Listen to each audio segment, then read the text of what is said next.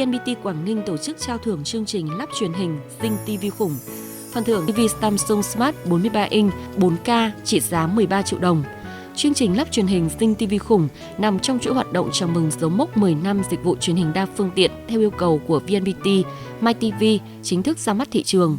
Với dịch vụ này, khách hàng có thể xem tới 200 kênh truyền hình chọn lọc, đặc sắc trong nước và quốc tế, hơn 70 kênh truyền hình HD, tích hợp VTV Cáp và kênh thể thao K+.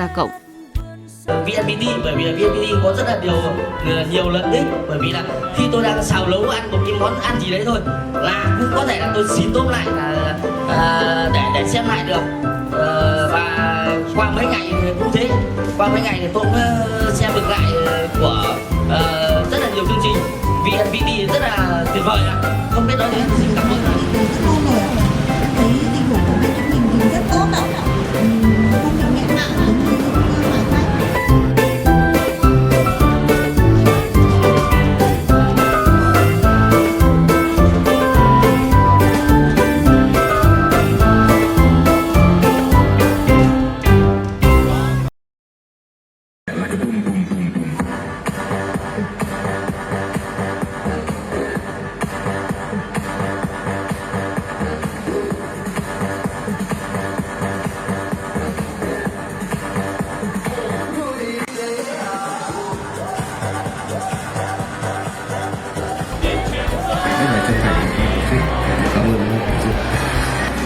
Dạ, từ khi dùng mặt này tôi thấy là chất lượng rất là tốt.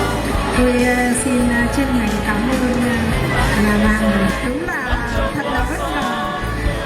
Tôi rất là may mắn được chuyến TV này, tôi rất là chân thành cảm ơn.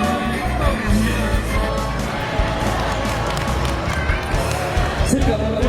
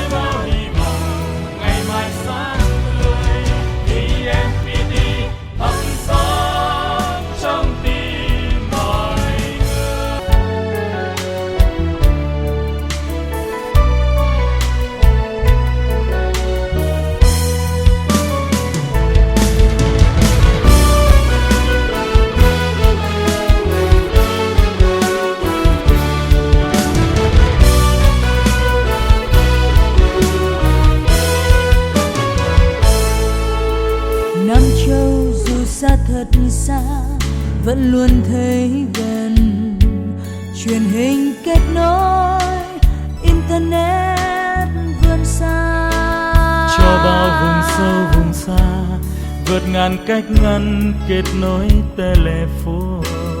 Rồi ngày mai nắng lên cuộc sống cho bao điều đích thực từ những website của nhân loại, nguồn tri thức thắp sáng bao niềm tin. Cho dẫu đường đời khó khăn, truyền thông nâng bước ta đi lên, và mong